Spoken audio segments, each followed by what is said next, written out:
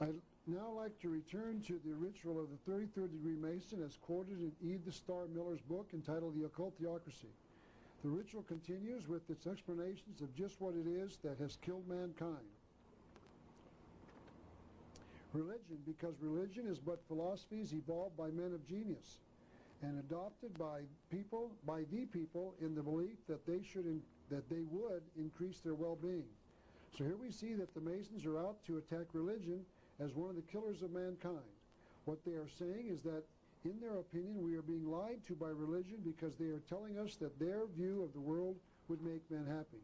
If only we understood that religion is a giant fraud, we would reject organized religion and accept the Masonic religion. It would be a paradise on earth. And this is what these Masons are teaching us. Let's continue now with the 33rd degree ritual.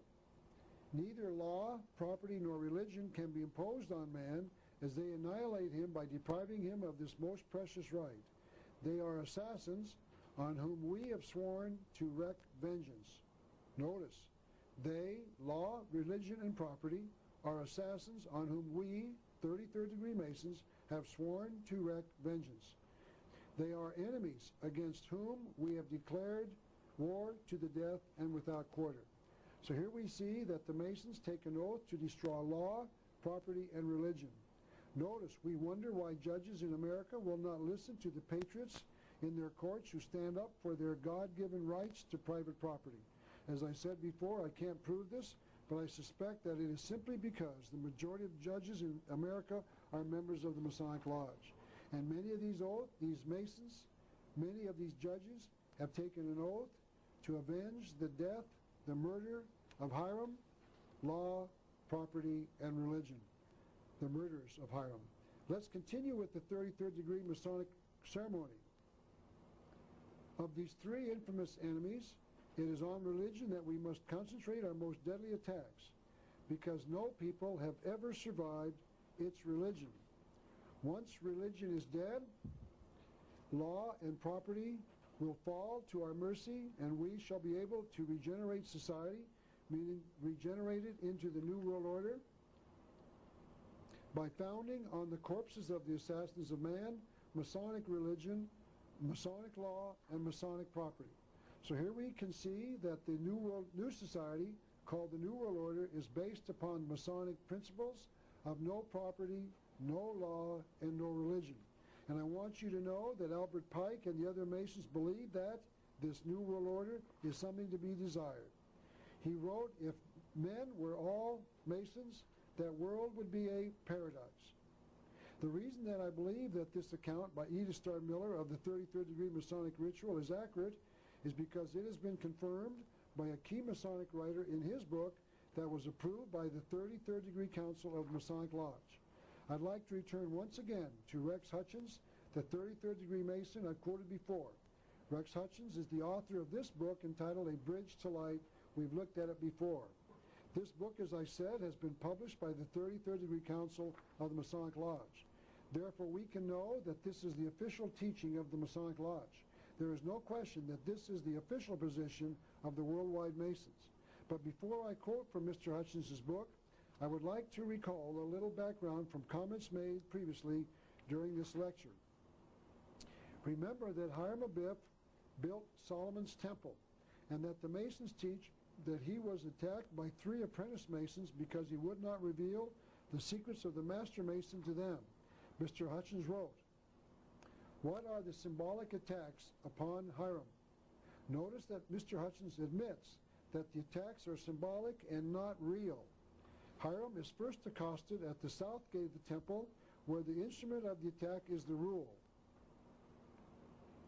In Greek, the word for a rule, whether a measuring instrument or a code of conduct, is canon. Thus we see the bureaucracy of the early church. Presumably, Mr. Hutchins is referring to the Catholic Church, establishing the canon law to regulate conduct. He said this law was to be obeyed with unquestioned loyalty, hence it is an apt symbol of the suppression of freedom of speech, which might question the divinity and justice of these laws. Albert Pike confirms what Mr. Hutchins just said in his book entitled Agenda on page 17 of his book. Albert Pike wrote, "The rule is a rule of conduct. The rule, therefore canon, is an apt symbol of the church. It is a symbol of the pontifical and sacerdotal power." The word sacerdotal means a belief in the divine authority of the priesthood. The Catholics teach that their priests are the intermediaries between man and God, and that the chief priest, the Pope, is infallible on matters of church theology. Mr. Hutchins continues, "The rigid, unbending square of steel is an apt symbol of the imperial power of Rome," meaning Rome, the home of the Catholic Church. I want to stop here and make an observation. Notice that Mr. Hutchins is critical of the Catholic Church because they say that all the Catholics must obey their teachings with unquestioned loyalty. The one thing I know about the Catholic Church is that if any Catholic does not like what the Church teaches, they are free to leave. No one in the Catholic Church, Catholic religion, requires that you obey with unquestioned loyalty. Any Catholic is free to leave if they disagree with what the Church teaches. Mr. Hutchins is a hypocrite. It is interesting to note that nowhere that I can find in his book does he criticize the federal government when they definitely require that all Americans, quote, obey with unquestioned loyalty, unquote, any of their laws that any American does not agree with. If you do not like a particular American law, one that violates your rights to life, liberty, or property, you cannot disagree with the law and leave. The government passes laws, and we must obey them with unquestioned loyalty. We cannot leave if we disagree. For instance, I believe, as I pointed out in the last session of this lecture, that welfare is legalized theft. I believe that government has no right to take my property in the form of taxation to give it to someone that they claim needs it. This is called stealing if I do not believe in welfare. If I object by not paying my taxes, I go to jail. That is requiring me to obey with unquestioned loyalty. But this learned PhD, Dr. Rex Hutchins, does not object to that. When one person is required to work for the benefit of another, it is called slavery. When the government forces one person to earn a wage for the benefit of another, it is called slavery. Slavery is defined as forcing one to work for the benefit of another. Welfare forces me to work for the benefit of another. Welfare is slavery, but Dr. Hutchins cannot see that. I used to be a Catholic. I did not like some of the things they were teaching, so I left. No one forced me to go to church. No one forced me to obey with unquestioned loyalty. But this PhD does not understand the difference. PhDs are supposed to be educated. But Mr. Hutchins cannot recognize slavery when he sees it, because when I am forced to pay my taxes when I object, it is called slavery. But this PhD cannot recognize that, and because that is pure hypocrisy. Yet Mr. Hutchins is critical of the Catholic Church, where anyone is free to leave if they do not wish to obey, but he is not critical of the government where none are free to leave if they do not wish to obey. Dr. Hutchins was not able to see the difference, yet Dr. Hutchins received his PhD from the University of Arizona. That means that he is an educated man. Supposedly this PhD would be able to figure this out, but he can't. And this very glaring mistake was repeated by Albert Pike, who wrote this on page 15 of his book entitled Legenda. The Scottish Masonry makes no war on Catholicism, apparently meaning Christianity, as a religion. It resists only its claim of right to resort to force to compel men to believe what its infallibility decides to be truth in matters incomprehensible. So even the greatest Mason of all time cannot recognize slavery when he sees it. So Mr. Pike is just as wrong as Mr. Hutchins.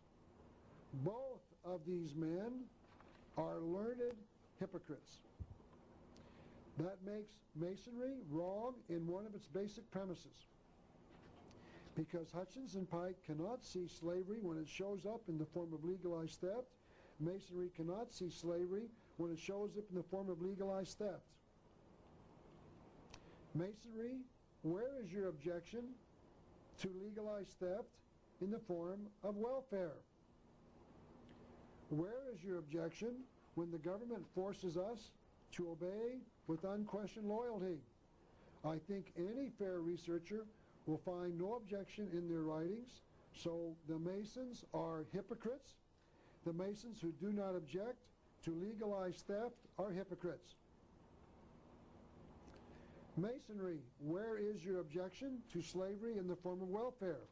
Welfare has been part of the government's program of legalized theft for some 30 years. But where is Masonry's objection? They object to an example where there is no force,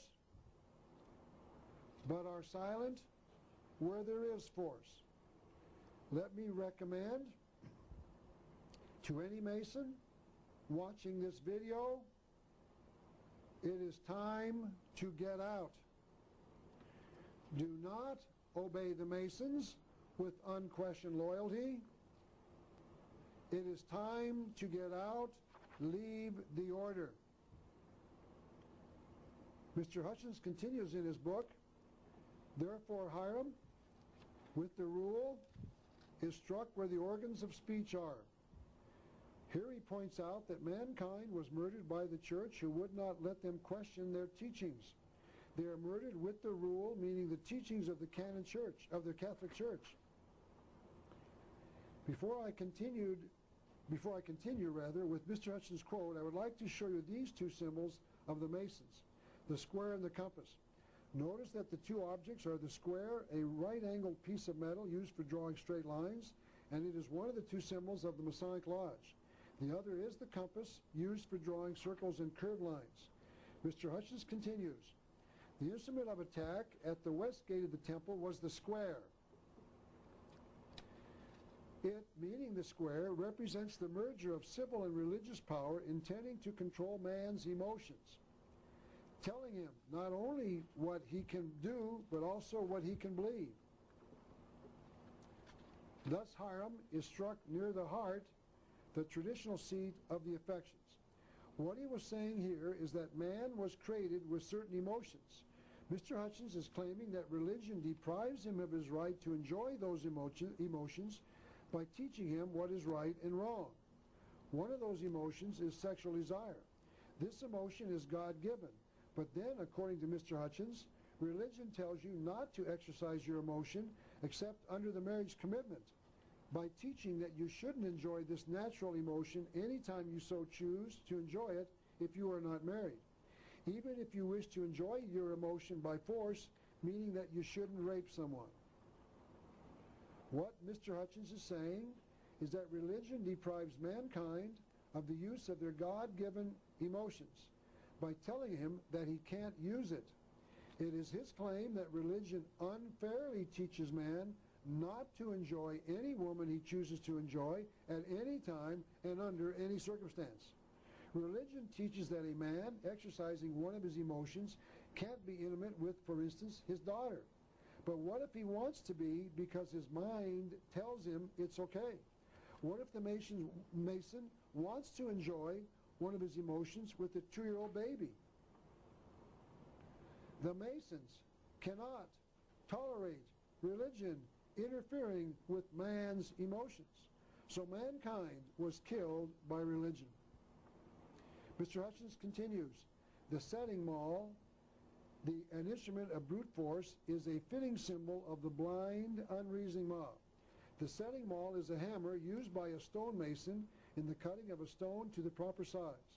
Masons use the hammer to drive the chisel in removing parts of the stone. It, meaning the unreasoning mob, fears the force of the intellect and seeks the destruction of the products of the mind. So here he repeats his charge. The religious people seek to destroy the product of the mind. The Masons teach that whatever man reasons is acceptable behavior is acceptable behavior. As we've seen, the Masons teach that man can't have religion telling him what he can or cannot do, what his mind tells him what he wants to do. Mr. Hutchins continues, Hiram is killed at the east gate by a blow to the head, the seat of the intellect. So here in the symbolic story about the murder of Hiram Abiff, religion kills mankind by a blow to the head where man's ability to reason is contained. The head is where man's brain is, where man is able to use his reason to decide for himself what he wants to do. Mr. Hutchins amplifies his thoughts about religion and government a little later in his book. He wrote this on page 287. The tiara and crown are the object of discourse. The crown represents all those kings and emperors who have usurped or abused power, reigned for themselves and not the people, and robbed the people of their liberty. Now, he is not talking about the liberty of the people in America, for instance. He's talking about the governments that have robbed the people of their liberty to make their own decisions about right and wrong. The people create government to protect their property, their life, and their liberty by exercising their God-given right to protect themselves. But here the good doctor says that governments deprive mankind of the ability to enjoy someone else's property or someone else's wife or someone else's liberty. Dr. Hutchins continues, the tiara is not a symbol of any particular religion or creed, but of the patron of ignorance and ally of despotism, which in every age has made dupes of men and enslaved humanity through fear and superstition.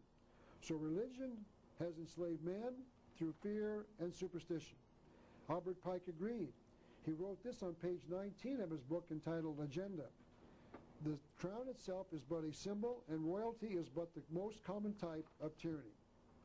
I want you to notice something. I am not making any of this up.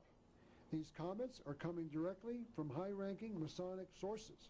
I hope that you are noticing that I have been carefully documenting my material directly from Masonic sources.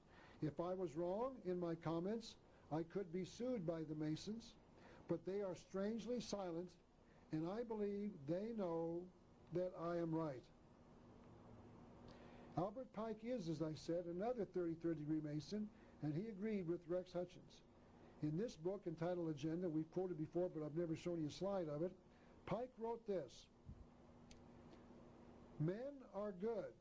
Evil institutions alone have made them bad. And it is the duty of Masonry and of every knight to aid in leading them back to the truth. The evil institutions that have made men bad are the government and the church. And we have seen that Masons take oaths to destroy the government and the church. And in summary, I'd like to show you that this statement was correct. Mr. Pike wrote this in his book called Legenda. As Masons, we deny the right of any church or pontiff or council to prescribe to men what they shall believe. Armed with the doctrines of Masonry, we war incessantly against these ancient enemies of the truth, against spiritual tyranny, intolerance, fanaticism, and superstition. This thought that Hiram was not a single man, but a symbol of all of mankind, is repeated on page 73 of Rex's book.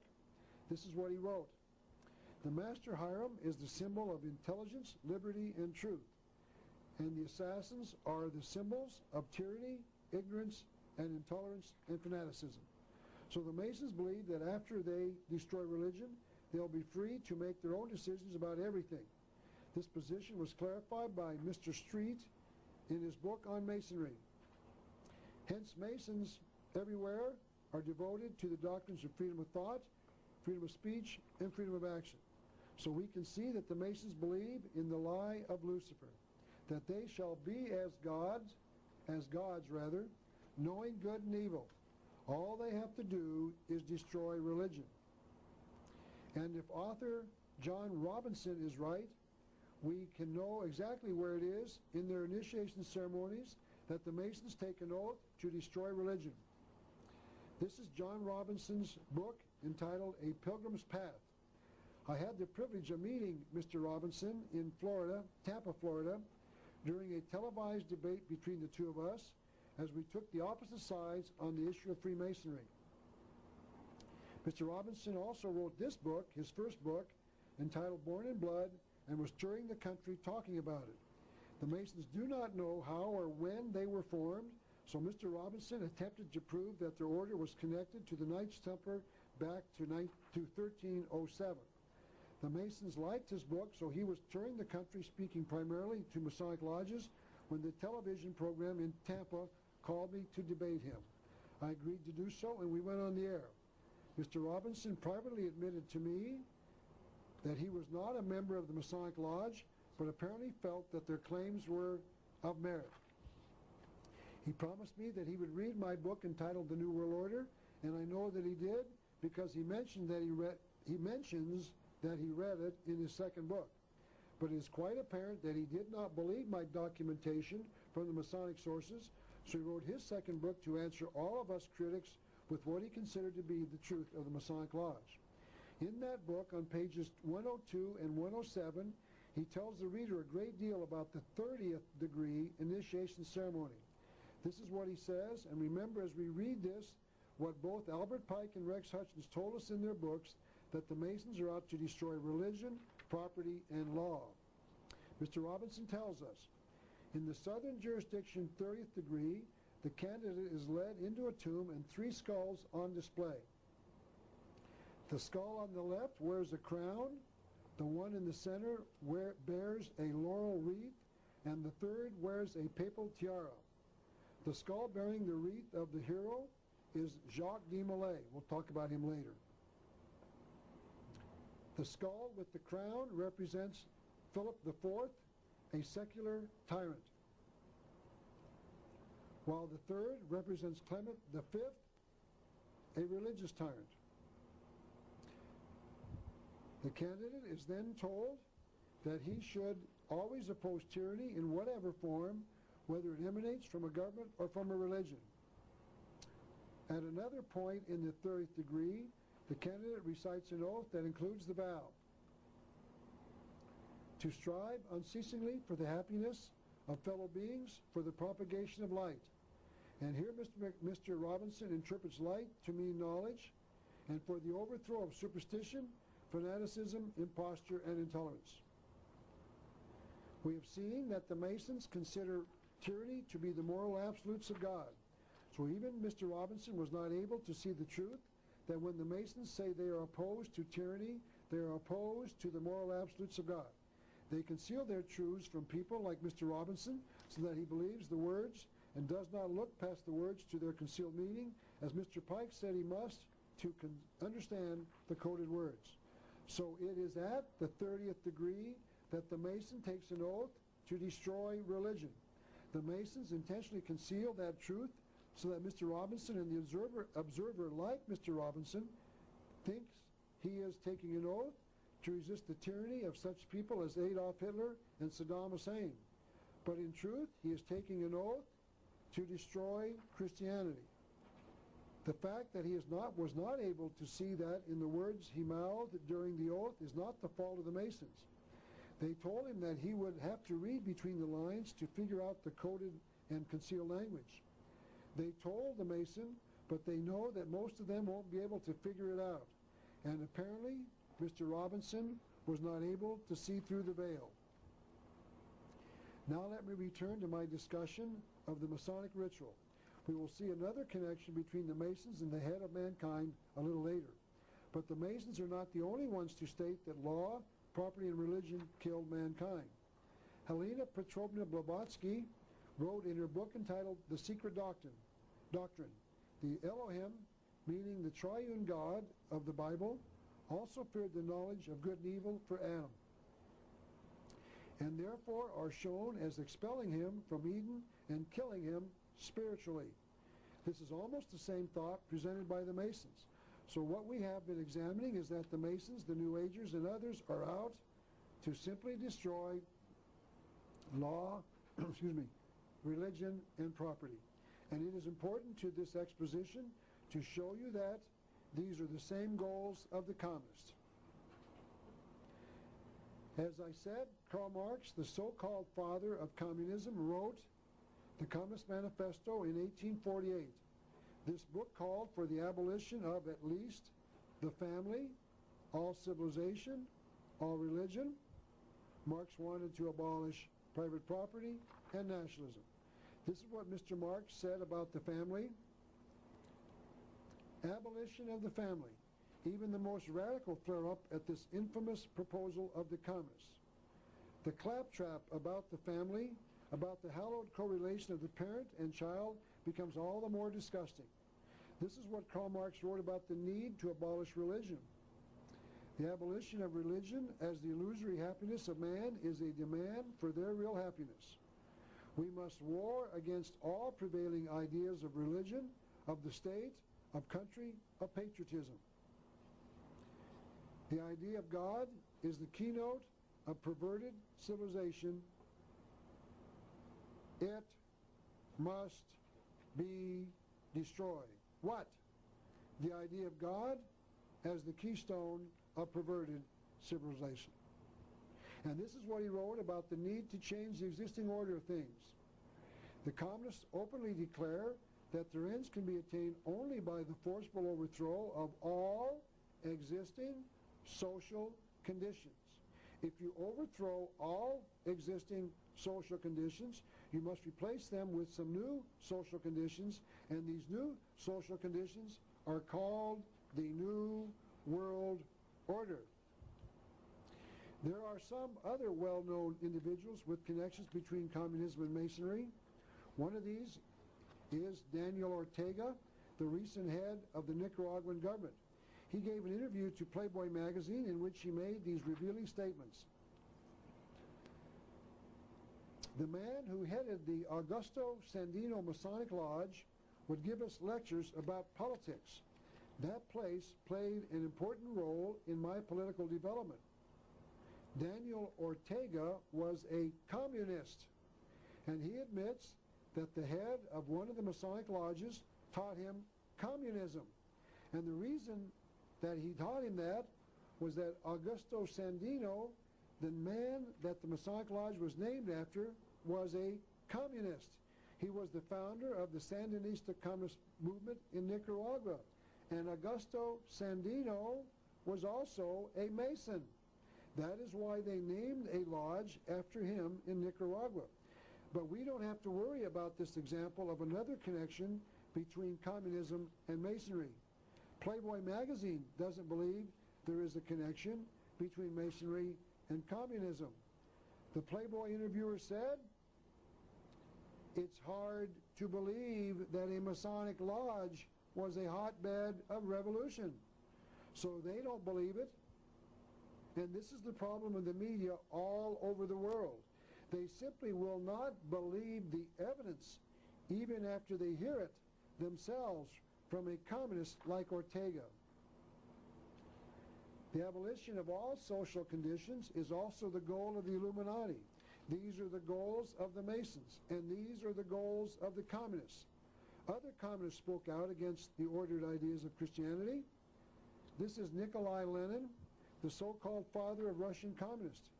He wrote these thoughts in many of his writings. Atheism is an integral part of Marxism. Marxism is materialism. We must combat religion. We, of course, say that we do not believe in God. We do not believe in eternal morality. That is moral. That serves the destruction of the old society. So Lenin also said that religion must be destroyed before they create the new society called the New World Order.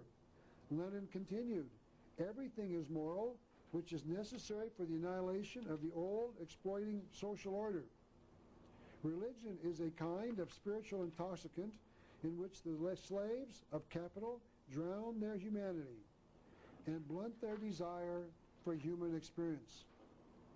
We, meaning we communists, shall also preach a scientific philosophy. We must fight against the inconsistencies of the Christians. So as we are starting to see, the New World Order is based on the desires of the communists. I shall continue that thought during the next session.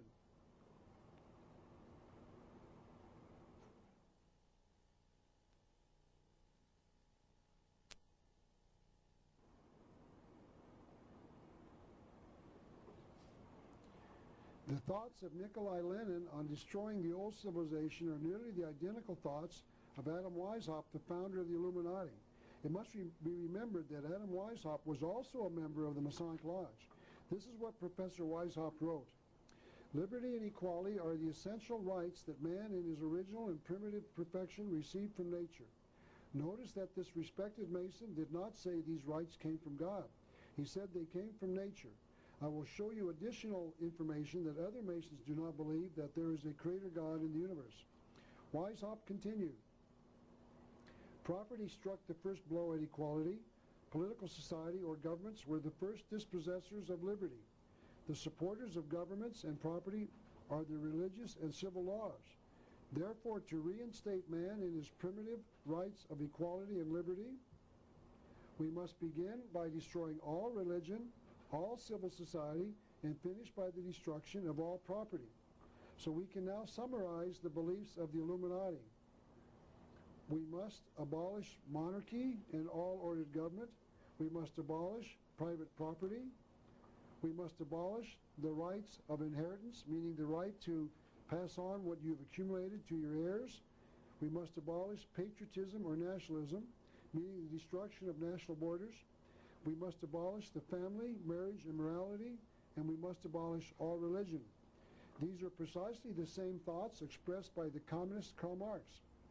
There is no direct evidence, but there is abundant circumstantial evidence to say that Karl Marx was a later member of the Illuminati when it was no longer called the Illuminati but the Communist Party. So we can summarize all that we have examined so far. The old world order has to be replaced. And we can see that the communists, the Illuminati, the New Age, and the Masonic Lodge are out to destroy the old civilization and replace it with communism. This new civilization, based on the principles of communism, is now being called the New World Order. The Masons believe that the God of the Bible has created chaos in heaven. This is what we've been reading to show you in the past from their own literature. The Masons believe that God created chaos. This is a copy of the 32nd degree certificate, a 32nd degree certificate. A friend of mine was a 32nd degree Mason, and he gave me a copy of a certificate that he received after he completed the 32nd degree. Notice the phrase ordo ab chaos in the middle. Ordo ab chaos means, in Latin, order out of chaos. As we have seen, the Masons admit that the God of the Bible created chaos in the universe, and after man is freed to use his mind in all areas, the universe will become ordered. The Masons have decided it. As we've already seen, they will create Masonic religion, Masonic law, and Masonic property. And they call this condition, quote, order, unquote, instead of the chaos created by the God of the Bible. Pierre-Joseph Proudhon, the socialist, summarized it best when he said the same thing. God is tyranny, God is evil. God is nothing more than the executor of my reason. And Terry Cole Whitaker, the New Age leader I've quoted before, tells us that this will be the future of the New World. The New World will be a world in which there will be none of the things that make up the misery of the old world today, meaning the old world order. We have an opportunity to create a new reality and to put an end to the old. That means that in the New World Order there will be no more morality. Each man will be free to decide for himself what is right and wrong. It is true. It is not just the Masons who want to abolish religion. You might remember the quote that I read earlier in this lecture from Franklin Roosevelt's speech of October the 27th, 1941, to the nation. He said that Hitler's plan for his New World Order, also desired by the Masonic Lodge, was a plan to abolish all existing religions. Now anyone can see that the Masons want the same thing. As I said, there is a new religion spreading around the world called the New Age religion.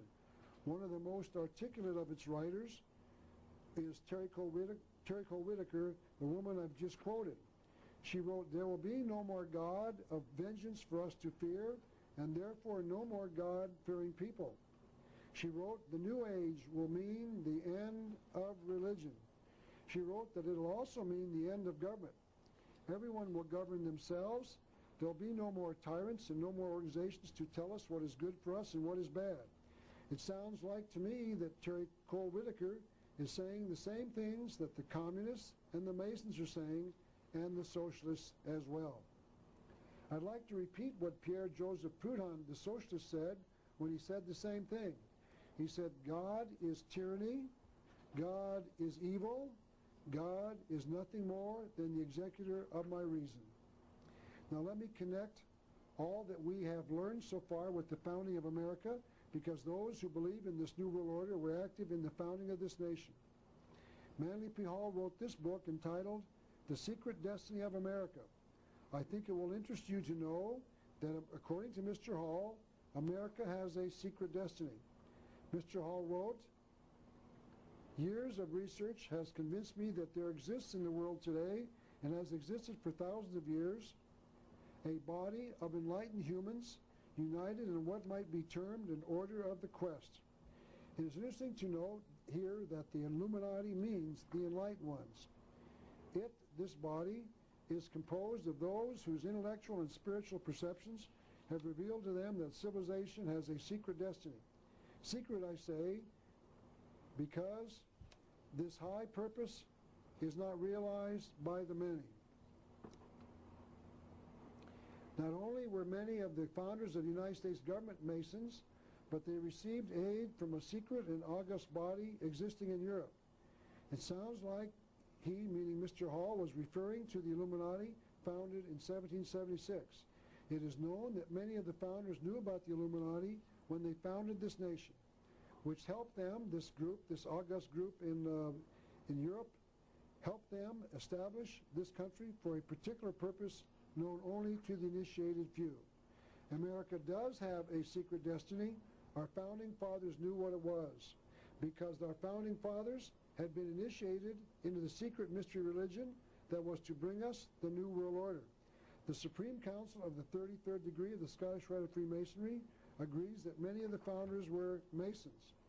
This is a slide of Henry C. Clausen, the past sovereign grand commander of the Masons, and he reported that 23 of the 39 signers of the Constitution were members of the Masonic Lodge. Notice that the 23 Masons constituted a majority of all of the founders, those who signed the Constitution. It might be appropriate here to mention that the number 13 is a magic number to the Masons. We shall see more of this in a few minutes.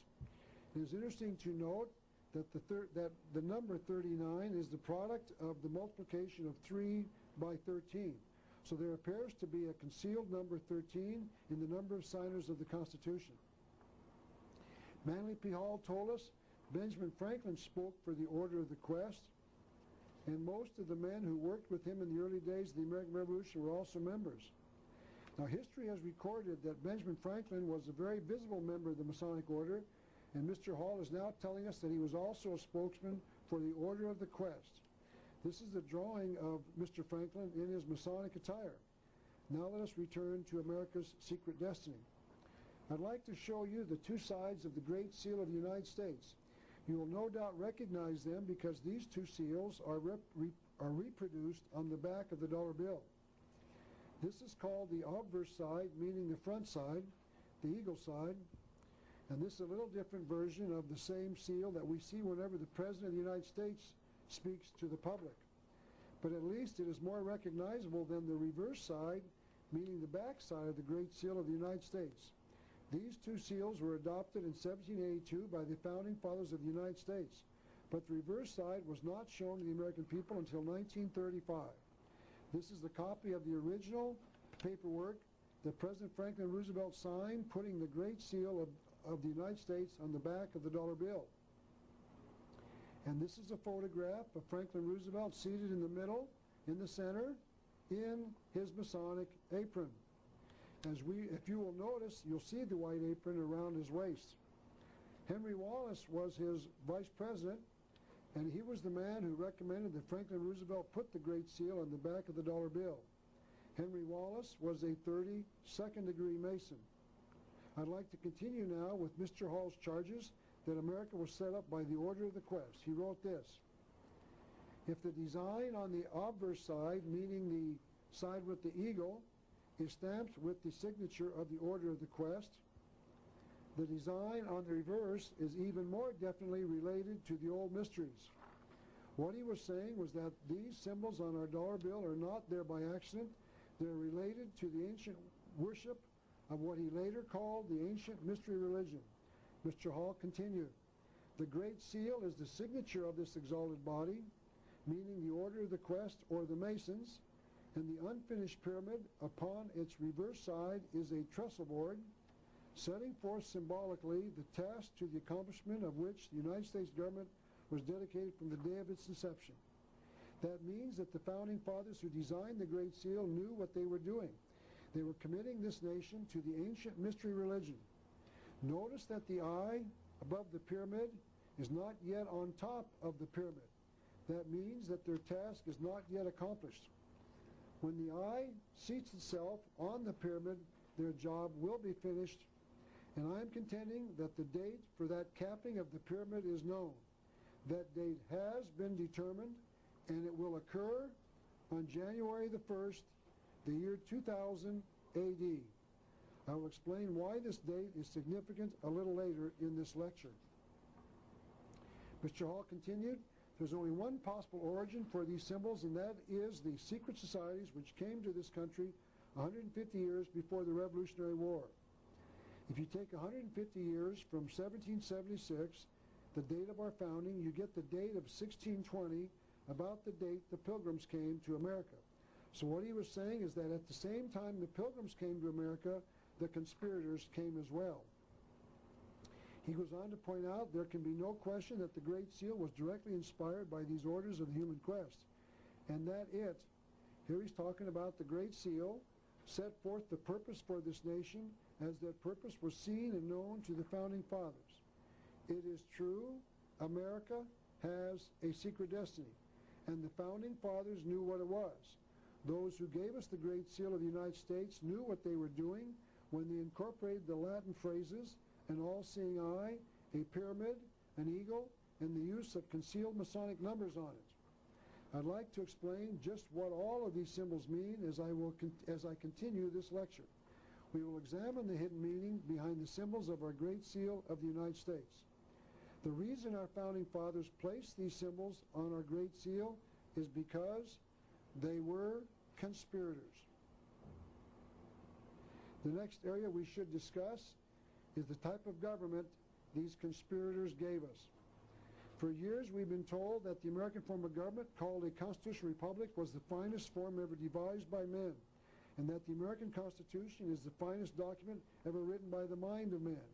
And I used to believe that as well, until I discovered the fact that the founding fathers literally placed a phrase in our Constitution that they knew would later destroy it.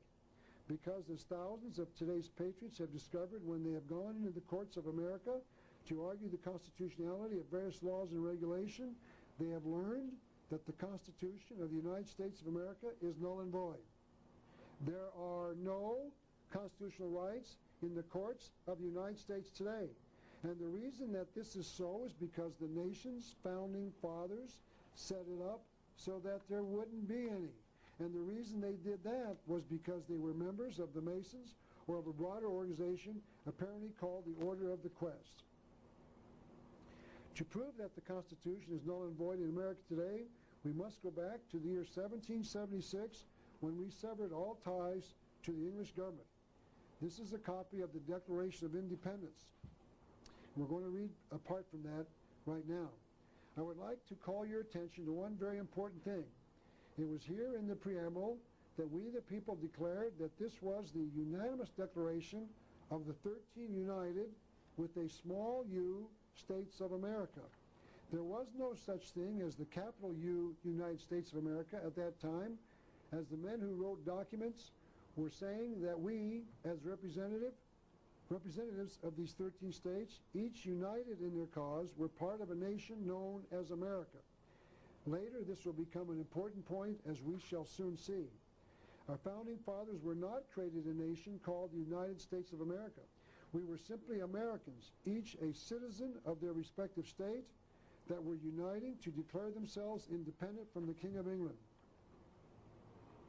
We, the people, carefully declared that we were objecting to the tyrannical government of King George of Great Britain that he had set up here in America. You can find the following in the second paragraph of the Declaration.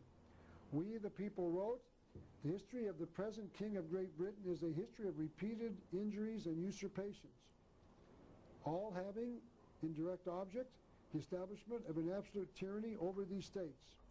To understand what that means, we must next define the word tyranny."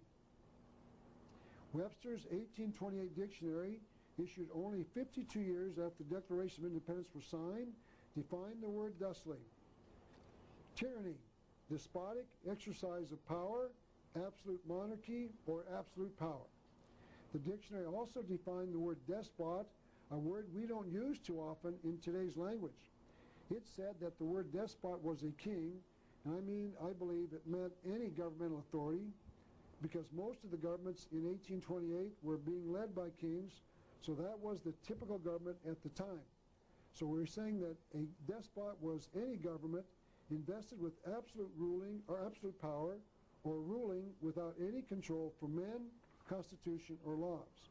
So it is fair to conclude that the Founding Fathers felt that King George was creating a tyranny and all-powerful government in America, and that was the reason they were breaking from the monarchy. To further show that the Founding Fathers knew what the word tyranny meant, we can examine the Federalist Papers written in 1787 by John Jay on the left, James Madison in the center, and Alexander Hamilton on the right. Hamilton and Madison actually signed the Constitution, which meant that they must have approved of whatever it contained. James Madison defined the word tyranny in Federalist Papers number 47.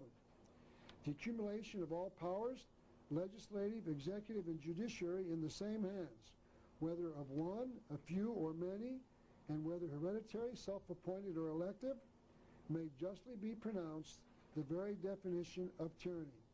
Madison later defined it again when he talked about a tyrannical concentration of all the same power of government in the same hands. He later quoted Montesquieu, a political writer in the mid-17th century, who wrote this: "There can be no liberty where the legislative and executive powers are united in the same body of magistrates."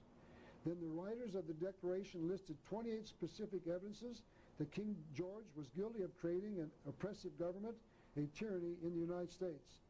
The 22nd of those reads, "He," meaning King George, "has given his assent to the suspending of our own legislatures and declaring themselves with power to," please remember this next phrase, "they declared themselves with the power to legislate for us in all cases whatsoever." Please remember that phrase.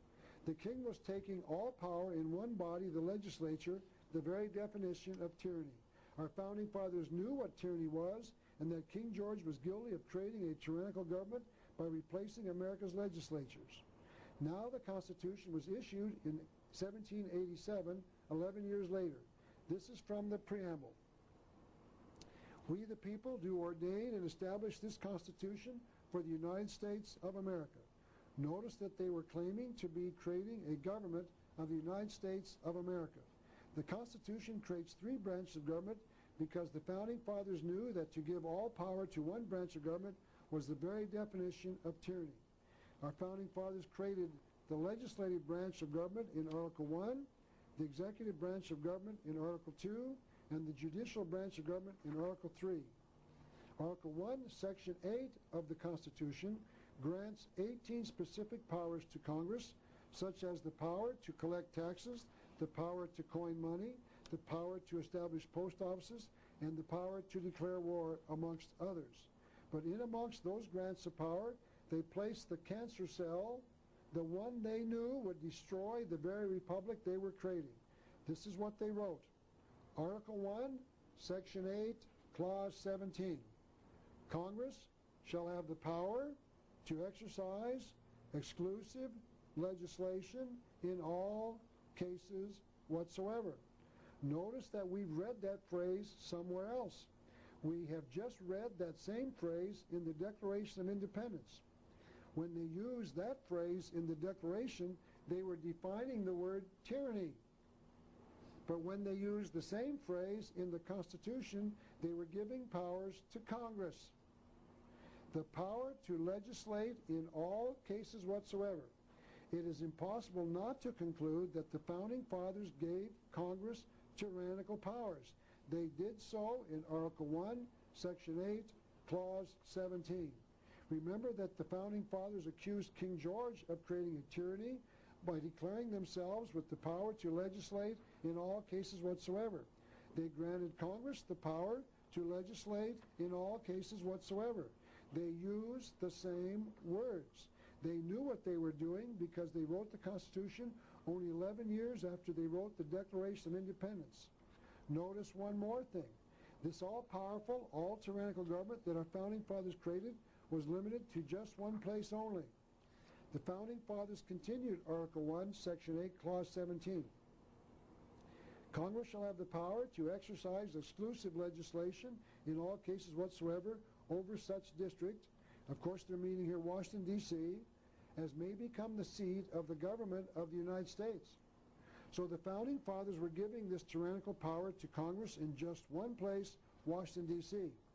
It is interesting when you remember that the residents of Washington, D.C. today do not elect a congressman, and they've never elected a congressman. They do not elect a senator today, and they've never elected a senator. The people who live in Washington, D.C. are being taxed without representation. They have no representatives in Congress to represent them as Congress passes laws. Their affairs are being handled by Congress, and this is called, quite simply, taxation without representation. That was supposedly the reason that the American people dissolved the Union with Great Britain. This was supposedly the issue in the American Revolution. The American people were breaking with the English government because they were being taxed without having any representation in how that money was collected or utilized. But our Founding Fathers set up a government that could tax the citizens in Washington, D.C. without any representation. This is very strange indeed. This limited grant of power is limited to only one part of America. These congressmen have this power, this tyrannical power, only in Washington, D.C. So what that means is that Congress has tyrannical powers to run Washington, D.C. When Congress interferes in the remainder of America, meaning the 50 states, it operates on Article 1, Section 8, Clauses 1 through 16, 18 in the Bill of Rights. Those powers are very specific. It is limited to very specific powers, all spelled out in great detail by the Founding Fathers. And the 10th Amendment further restricts the power of the government of the United States of America. It reads, "The powers not delegated to the United States by the Constitution, nor prohibited by it to the states, are reserved to the states, respectively, or to the people."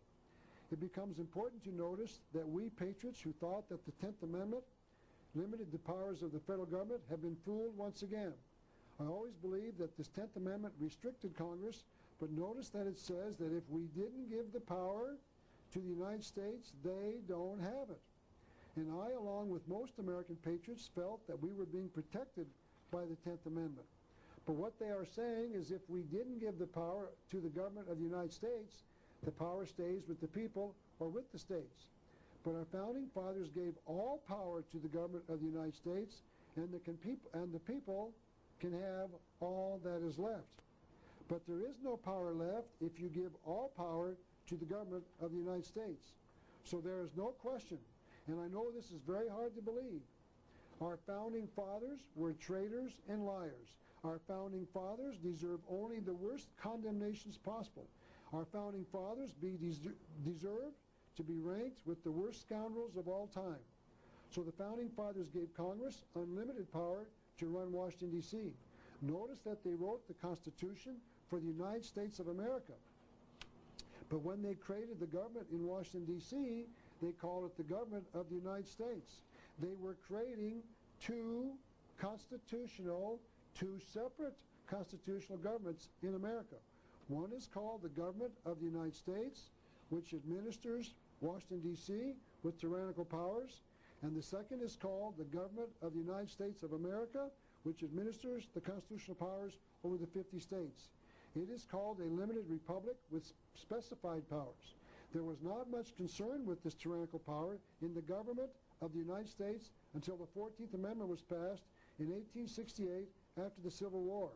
The 14th Amendment reads in part, all persons born or naturalized in the United States and subject to the jurisdiction thereof are citizens of the United States. Also notice that there are two ways to become a citizen of the United States. The amendment says that you can be born inside Washington, D.C., or you can become a naturalized citizen. A naturalized citizen is one who voluntarily asks to become an American, because when you do, you become subject to the jurisdiction thereof. So we, the people of the United States of America, are now citizens of the United States. If you were not born in Washington, D.C., you are a naturalized citizen. Now, how did we become a naturalized citizen when we declared ourselves to be the people of the United States of America? And here's the answer. We voluntarily accepted a Social Security card issued by the government of the United States. When we accepted our Social Security card, we voluntarily gave up our sovereignty to the government of the United States. And when we did that, we voluntarily gave jurisdiction over us to that government that has tyrannical power. Now, we thought we had to obtain a Social Security card, and we did so because we allowed ourselves to be tricked into believing we had to get a Social Security card. I want you to know there is no law requiring any of us to get a Social Security card. We get one because we think we have to. We are not required to do so. And patriots are now asking the Social Security Administration to remove their number from the files with some degree of success. This is a letter showing that the tax is voluntary. It was written by the Department of Health, Education, and Welfare. That means that they know that the tax is voluntary. That means that they are guilty of deception. And it is also important to point out that income taxes are voluntary.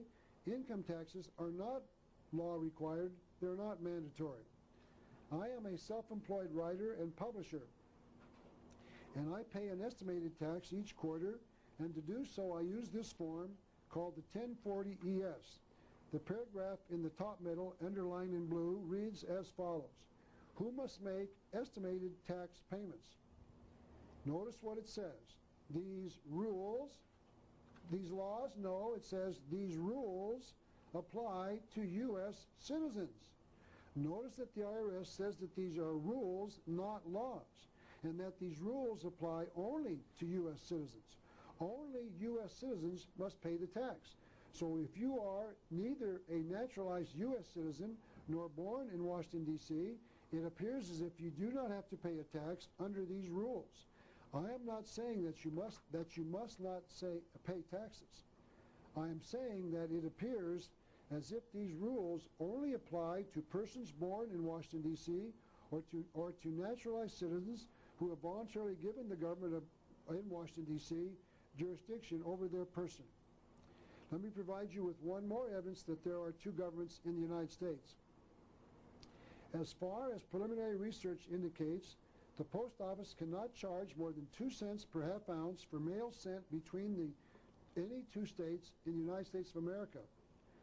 Any shipment of a piece of mail between any two states is called non-domestic mail, and the United States government apparently has no jurisdiction over anything more than that. This is a letter sent to me from Florida. Notice that the envelope bearing the 2-cent stamp used to pay the postage for it was not marked returned for postage. It went through. Notice that the wording that the sender put on the letter under the stamp. The letter went through without postage due. And this is the wording that the sender used to get the mail through for 2 cents. The non-domestic letter rate of 2 cents per half ounce is established by congressional law, 12 statutes at large, Chapter 71, Section 23. Any other rate constitutes a criminal violation of USC, stands for United States Code 1728. So what I am saying is that someone in the U.S. Postal Service knows that there are two governments in the United States. There's one more evidence that we are right. The draft of civilians into the United States Armed Forces is not constitutional under the powers granted to the government of the United States of America. The draft was passed by the Congress, which was exercising its tyrannical power to legislate in all cases whatsoever. Those who have gone through the induction ceremony tell me that each draftee is asked to take one step forward as they enlist. This is reportedly the one step that each draftee takes to indicate that he is doing so voluntarily. He is indicating that he is voluntarily taking one step forward so that he is giving jurisdiction to the government of the United States. I have been told that if he stands pat, in other words, if he does not take the step forward, giving jurisdiction to the government, there is nothing that the government can do to the draftee. I want to make it clear that I am not recommending that anyone stop paying taxes, nor that they send mail inside the 50 states for 2 cents, nor that they get out of the Social Security system, nor that they avoid the draft by not taking that one step forward. What I am saying is that there needs to be some court cases clearly establishing that these statements are true, so that we can absolutely know for certain that this preliminary research is correct. The one book telling us how this can be legally accomplished has yet to be written. I have not seen that book yet, so I have personally not decided to get out of the system. But it has been reported to me that thousands of people are getting out of the system each year by claiming that they are not citizens of the government of the United States. But I continue to pay my federal taxes. By the way, I pay my income taxes to Uncle Marx, not Uncle Sam, because Uncle Marx, meaning Uncle Karl Marx, was the father of the graduated income tax. Once again, this is the Communist Manifesto that we've looked at before. It was written by Karl Marx, the so-called father of communism, and on page 46 of the book, Karl Marx called for a heavy progressive or graduated income tax. Remember that this book was written by the communist Karl Marx in 1848, and we didn't get our heavy progressive or graduated income tax until 1913. Now, those who disagree with my assessment that we are not citizens of the government of the United States must answer this question. What were we before the 14th Amendment if we were not citizens of the United States? Why did they have to declare us citizens of the government of the United States if we were already citizens of the government of the United States? And the answer to that one question is because we were called sovereign citizens of the state in which you were born. You were called an American. But after the 14th Amendment, we were called citizens of the government of the United States. A sovereign is someone who lives by God-given inalienable right. A citizen is one who lives by government-granted privilege. A privilege can be taken away by the one granting the privilege. Rights cannot be taken away except by the grantor, in this case meaning the Creator God of the Bible. Simply stated in one sentence, we have lost our sovereignty.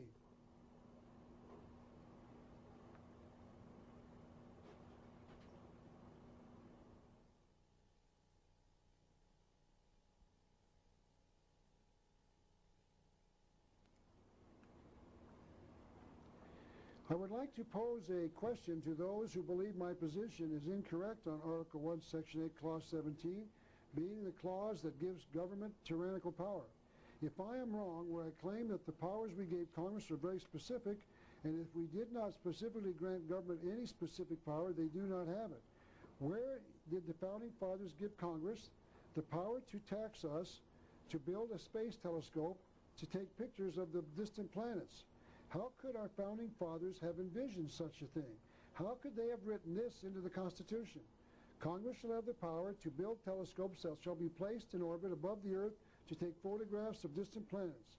How could they have even dreamed about such a thing in the 1780s? Yet Congress has taxed us to build the Hubble Space Telescope, which is in orbit right now. Let's say that we had the ability to go back to 1776, when they were debating the powers to give to Congress, and we had asked them to include a provision granting us power to build a space telescope. Just what do you think their answer would have been to our request? There is no such thing as a space telescope. They could not have conceived of such a thing in 1780. Yet in the 1980s, Congress passed legislation creating the power to orbit the Hubble Space Telescope. Where did they get the power if the founding fathers did not give it to them? They got it from Article 1, Section 8, Clause 17. Congress shall have the power to legislate in all cases whatsoever. The Hubble Space Telescope confirms my allegations. Congress has unlimited power, meaning they have the power to do whatever their fiendish little minds can devise. The power to legislate in all cases whatsoever. And who were these founding fathers who tricked us by creating a hidden tyrannical government? They were the Masons who wrote the Constitution. The Constitution was the joint work of half a dozen men or more, yet today few historians begrudge James Madison, later to become President of the United States, as being the father of the Constitution, because the author of Article 1, Section 8, Clause 17 was James Madison himself. In fact, in 1956, President Dwight Eisenhower commissioned a study entitled Jurisdiction over Federal Areas within the States. That study made the conclusion, Article 1, Section 8, Clause 17 of the Constitution was included in the Constitution as a result of proposals made to the Constitutional Convention by Charles Pinckney and James Madison. There were some who objected to the grant of tyrannical powers, according to the Eisenhower report. Objections made by Patrick Henry and others based upon the dangers to personal rights and liberties which Clause 17 presented were anticipated or replied to by Mr. Madison. That means that Mr. Madison knew that his grant was going to cause controversy, so he anticipated it. So Patrick Henry, because he objected to the tyrannical provisions of this provision, the tyrannical powers of this provision, goes to the top of my list of great American patriots, and James Madison goes to the bottom. The report goes on. They, meaning those who objected, were assured that the rights of residents of federalized areas would be protected by appropriate reservations made by the states in granting their respective consents to federalization. That means that whatever argument that Madison used convinced the dissenters that their rights would be protected by the states. But notice this incredible omission by the Eisenhower Commission members in their report. It may be noted that this assurance has to this time borne only little fruit. The dissenters were lied to. Their rights were not protected by this incredible grant of power to the Congress. They were hoodwinked by James Madison. We, the sovereign people of America, gave up our sovereignty by a fraudulent argument. Those who granted the power knew what they were doing. In other words, there was cause for concern in 1787. There was cause for concern in 1956. But nothing has been done to correct the situation. So I'm saying there was cause for concern even today in 1994. And last question, was it a coincidence that James Madison, the tyrant, was a Mason? No, because that is precisely what the order of the quest would have wanted him to write into the Constitution. James Madison did what he was expected to do. This is an official list of the presidents who have been Masons, prepared by the Masonic Lodge itself. And under the name, under the yellow highlighter, is James Madison, President of the United States. I'd like to return to the discussion of the involvement of the Masonic Lodge in the founding of America. This is a very poor quality photocopy of a picture of the prayer window in a prayer room for legislators in the Capitol building in Washington, D.C. Notice that George Washington is kneeling at prayer in the middle of the stained glass window, and that he is under the reverse side of the Great Seal of the United States. It is almost as if those who designed the window knew that George Washington, a Mason, was praying to the God in the all-seeing eye of the Great Seal of the United States. Also notice that the Masons have concealed a key Masonic number in the window. There are 33 reversals of the double lines shown on each side of the stained glass window. And as we're going to see later, the number 33 is a key Masonic number of great significance, as I will prove in a few minutes. As I will show you, it was not just another coincidence, but it was a concealed Masonic symbol. Before we continue our study of the secret destiny of America, we must examine an area which is pertinent to our study. We must examine the question of why early man worshipped the sun. The sun in the sky does two observable things. First of all, it rises each morning and sets each evening. It appears to be born in the morning and then die in the evening each day, and then it appears to come back to life the next day when it rises again.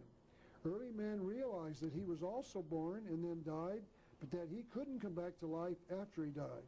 He knew that after he died, he couldn't come back the next day. So he started imagining that the sun was some sort of God, because he reasoned that only a God can die and then come back to life. And the second way that the sun appears to be born and then appears to die again is because the sun travels on the horizon as it sets each day. This is because the earth tilts back and forth on its axis as it revolves around the sun. So the sun moves north and south across the horizon and sets at a different place every day. It appears to set at a different position on the horizon each day, and early man felt that only gods could do that. Here is a photograph of the sun setting at a particular point on the horizon. It appears to move northward once a year and sets at a particular point. The sun appears to set at this precise point for 3 days, and then it starts moving south again. This happens twice a year, on June the 25th and on December the 25th. That means that on June 22nd, 23rd, and 24th, and December 22nd, 23rd, and 24th of each year, the sun appears to be setting at the same precise location. But on June the 25th and December 25th, it starts to move back to the north or to the south. It appears to die for 3 days and then appears to come back to life on June the 25th and December 25th.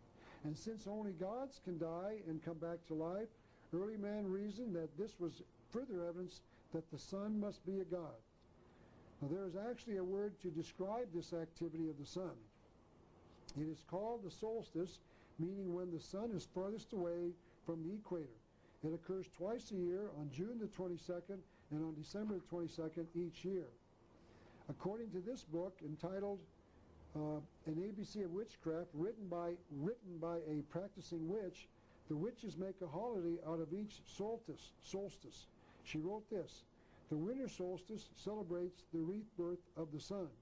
Not only do the witches worship the sun god on the winter solstice, others do as well. Albert Pike wrote this on page 77 of Morals and Dogma. Thousands of years ago, man worshipped the sun. Originally, they looked beyond the orb to the invisible God. Then he identified those gods who had a concealed worship of the sun god inside their regular worship.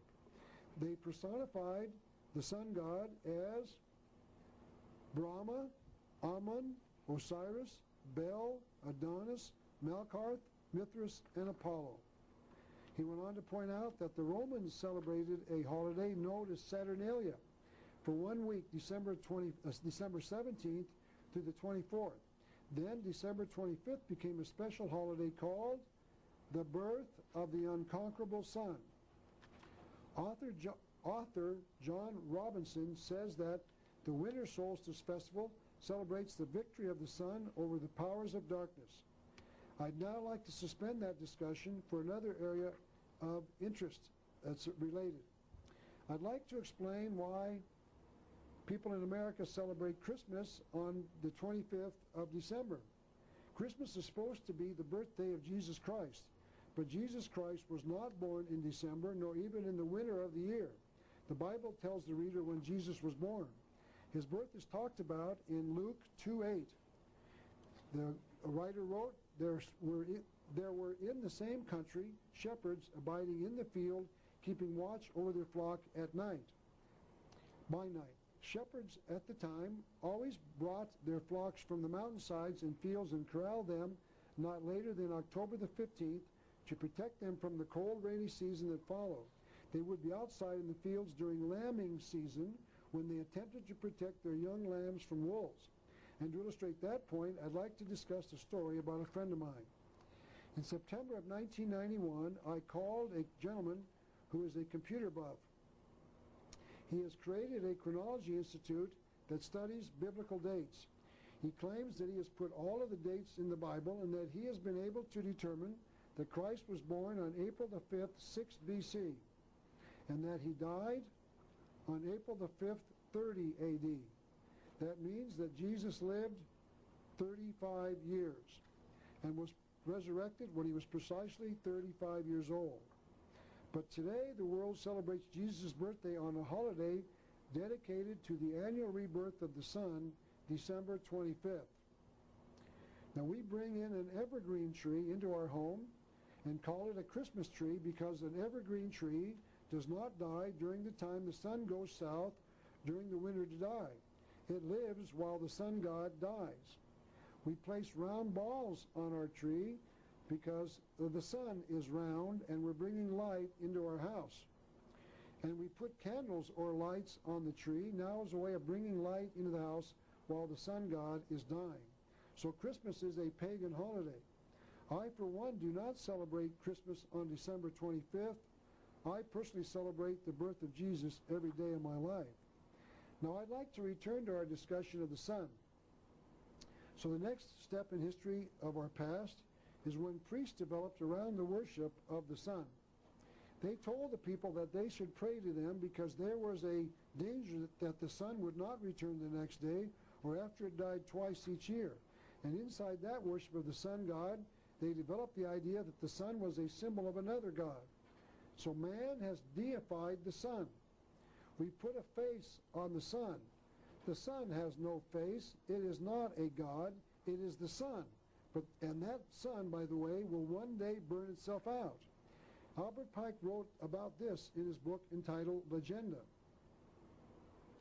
The sages of all the ancient races had a secret and holy doctrine which was not made known to the people at large.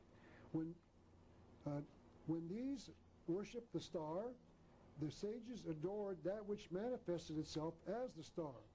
When these worshipped the fire and light, the sages worshipped the invisible principle from which the light flowed out. The next thing that happened was that this religion of the sun god spread all over the world. All religions today worship a god, but all of them differ in their conception of that god. But I think that they all agree on one thing. All religions agree on a force of evil. But most of these religions do not believe that this force of evil is a god. So it can be a true statement that the one thing that most religions can agree on is a belief in a force of evil. This is a book entitled The History and the Idea of the Devil by Paul Karras. In the introduction to this book, the writer says, Mr. Karras probed the myths and religious symbols of a number of cultures to siphon out the one common element, the devil. A reviewer of Mr. Karras' book made this comment about the author. Karras found the devil to be a perfectly charming fellow. All religions have a common denominator, the devil. But some of those religions have made this force of evil into a god, and that this worship of this force of evil as a god has been kept from the worshippers. Someone else who made just such an observation was Helena Petrovna Blavatsky in her book entitled The Secret Doctrine, Volume 1. In every religion we find the concealed deity forming the groundwork. So the concealed worship of another god inside the public worship of a god is common to all religions, as we shall see. Also the sun and also the serpent are symbols of this concealed worship of this other god. For example, Mr. Karras talks about this concealed worship on page 121 of his book. He makes this observation. In some parts of India, the serpent is the symbol of perfection and wisdom. That sounds like the teaching of the book of Genesis, yet India is not known as a Christian or Jewish nation. And the Masons acknowledge that Masonry is also found in all religions. In his book entitled Freemasonry and the Ancient Gods, the author, also a Mason, wrote this. Brother Ward, and Mr. Ward is a Masonic writer that this author quotes in his book, traces a substratum of Masonry in all the great religious systems of the world. So the God being worshipped by the Masons is also the God being worshipped in all of the hidden concealed worships all over the world. And all religions, including the religion known as Masonry, knows just who this hidden God is in their worship. One explained it quite simply. This is once again the book written by a female witch, and she stated it very simply on page 14 of her book. She wrote, Lucifer is the god of the sun. This is the simplest way to say it. The concealed god in the worships of the world is simply called Lucifer, also called the devil or Satan in the Bible. So what we are going to examine during this lecture is this worship of the sun god Lucifer and his plans for the future of the world with this thing that the major world leaders are calling for, called the New World Order. So we're going to examine this secret, hidden, 6,000-year-old worldwide worship of the sun god Lucifer and his plans for a new world order. I am not aware of any other historian in the world who is exposing this secret worship of Lucifer, but it needs to be done. Because quite simply, this future Luciferian New World Order is not very pleasant. The people of the world would not accept it unless it was being brought to them through deceptions and lies. And this is exactly what is happening. The New World Order is being brought to the people of the world through lies, deceptions, and dishonesty. The leaders of the world are simply not telling the truth. This is the Masonic symbol that we've looked at before. Notice the square and the compass have the letter G in the center. I'd like to show you that the Masons also worship the sun. W.L. Wilmshurst, a Masonic writer, wrote this: "The G had its equivalent in the Egyptian mysteries in the solar symbol of Ra, the spiritual sun." In an article that appeared in the Masonic New Age magazine, July 1985, the author said, "In ancient symbolism, the square signified the earth, while the circle, a figure produced with the compasses, signified the sun or the heavens. Remember that the circle is a symbol of the sun, and that the Masons proudly display a compass, an object that can produce a circle, in their symbol." Another Masonic magazine called the Royal Arch Mason added this comment: "In the Egyptian mythology, the circle was a hieroglyphic symbol, or sign rather, or emblem of the sun god Ra." Now this is a slide of a gold head of the Egyptian sun god Ra. It consists of a ram with the sun disk on its head and two cobras around its temple. Cobra, of course, is a snake. So sun worship is not new. It has been here for centuries, as we shall see, and it is worldwide. I want to make a point at this juncture. What I will be examining during this lecture is that I have found a secret concealed worship of a god in the world. I have found that this secret worship has been conducted worldwide for some 6,000 years. I have found that the knowledge about this worship has been buried by historians of the past, and I have found that the major symbols of this concealed god are the sun and the serpent. I have found that the worship of every major god of the past, including even the God of the Bible, in part, has concealed a secret worship of the hidden God. And that means that for 6,000 years, man has been worshiping a hidden God right in front of the world, and the world has not taken notice of it. And that statement is probably the single most important historic truth in the world, probably second only to the simple historic truth that Jesus Christ was born in Bethlehem 2,000 years ago. Because the fact that this concealed worship has been kept secret from mankind for centuries has directly affected every aspect of our lives. Briefly stated once again, the God worship for 6,000 years behind the symbolism of the sun and the serpent is Lucifer, also called Satan or the devil in the Bible. What we are going to examine in the remainder of this lecture is this worship of the sun god Lucifer and his plans for the future with this thing that the major world leaders are calling for, called the New World Order. It shall be my intent to expose you to the secret, hidden, 6,000-year-old worldwide worship of Lucifer and his plans for a new world order. Let me continue our study of the worship of the sun god Lucifer on this earth. This is a picture taken from a Life magazine of a couple years ago, and this is a picture of a Mayan temple at Chichen Itza. And the article quotes a Mayan prayer to the sun. "You are God, our Father, our Master in the sky. Sun, sun, you shed your light on us." The sun is a symbol of another God, and the light is the truth that God teaches us. Another Mason, Wilfred Gregson, wrote this about the serpents built into the monuments at Chichen Itza. "One symbol of great prominence throughout all ancient civilizations is the snake or serpent, where it symbolized divine wisdom. So the next symbol we must study is the snake or serpent. This is a real snake, of course, and in the Bible, Lucifer appeared to man as a snake. But ever since, man has been worshiping the snake as a god. Snake worship is universal and timeless. This is a book entitled Serpent in the Sky, and its cover shows a piece of Egyptian artwork in gold. On the piece of gold, we see a man being carried to the heavens by a serpent. The green arrow points to the hieroglyphic symbol of a man seated on the back of the serpent. And in this picture, the green arrow points to the head of the snake flying the man to the heavens.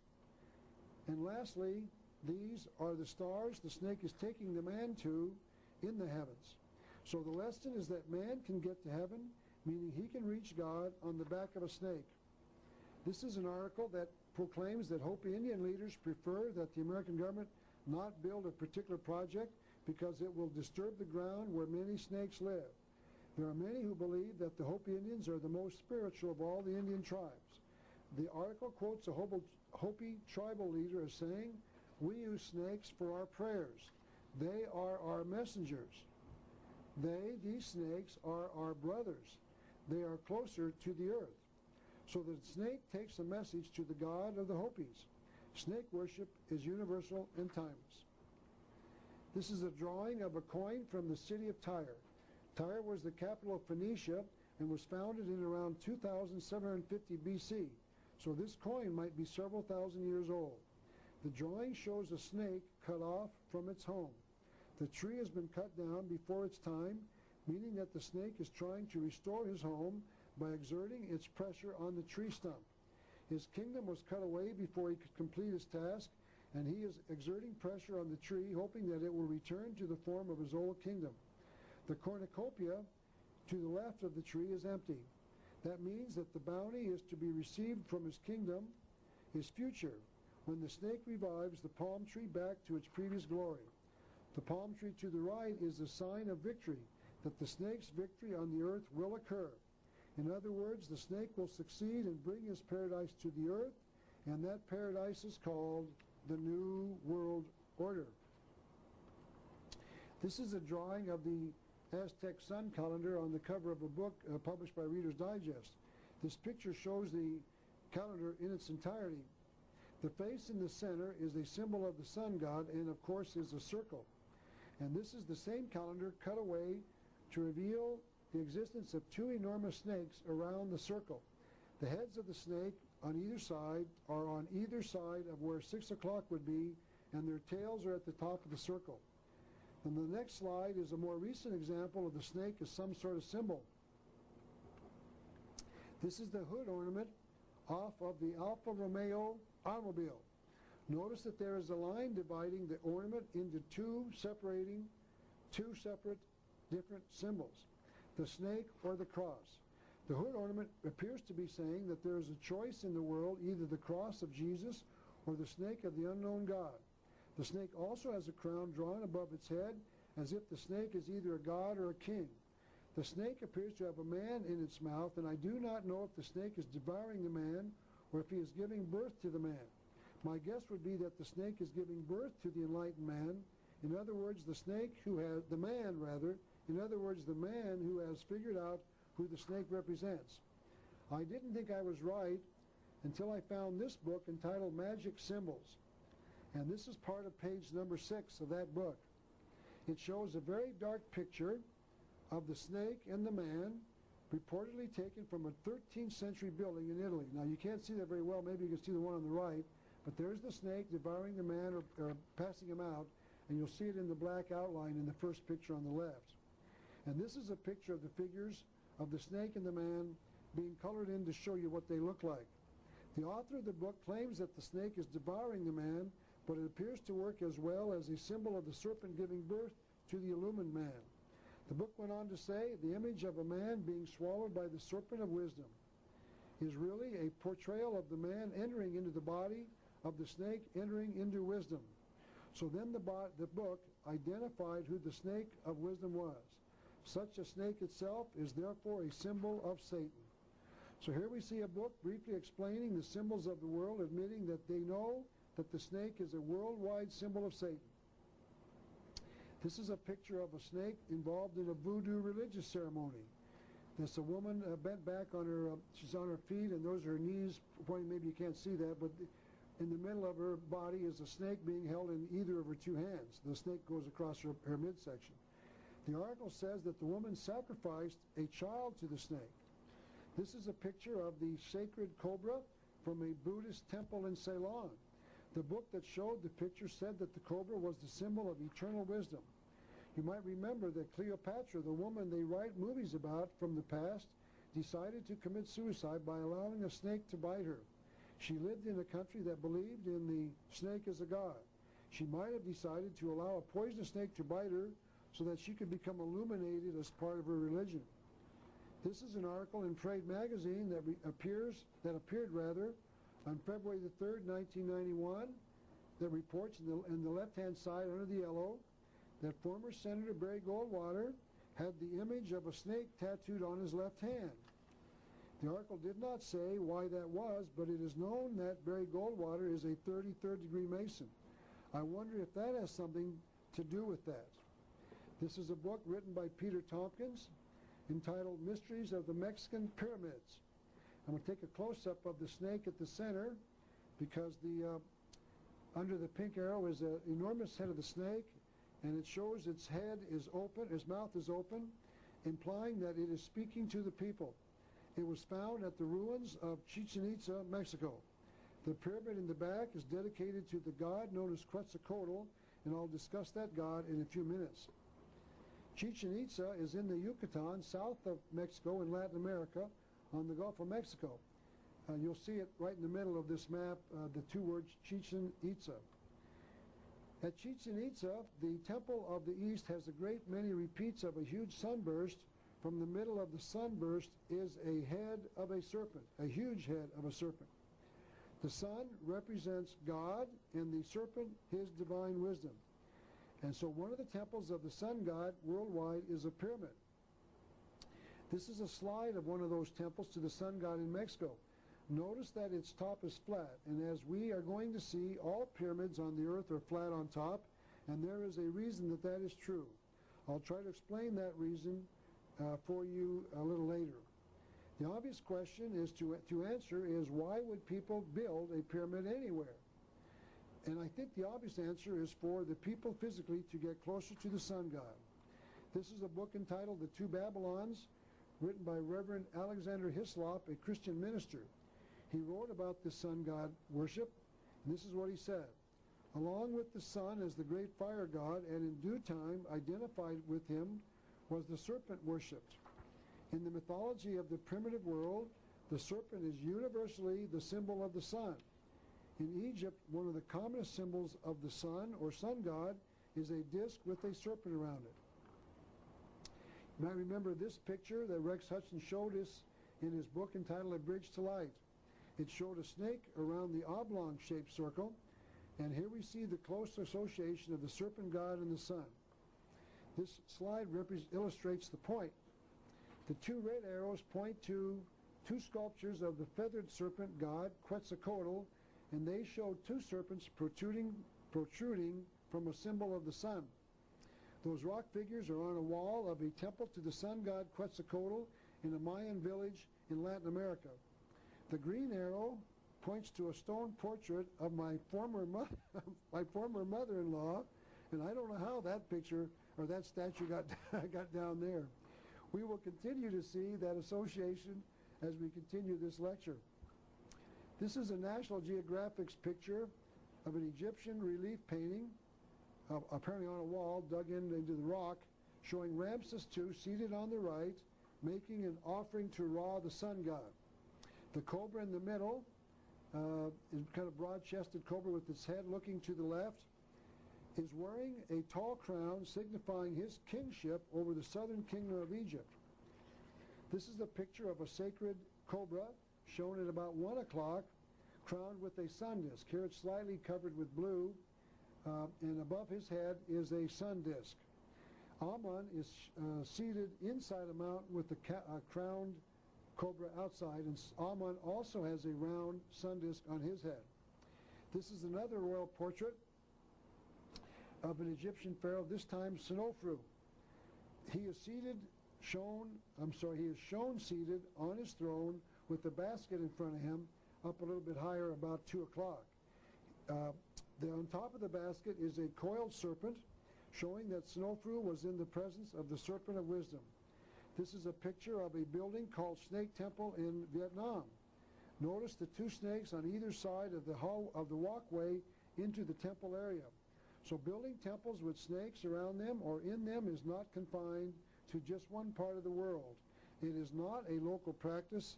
It is worldwide, and we will continue our discussion of the snake in religious worship worldwide in the next session.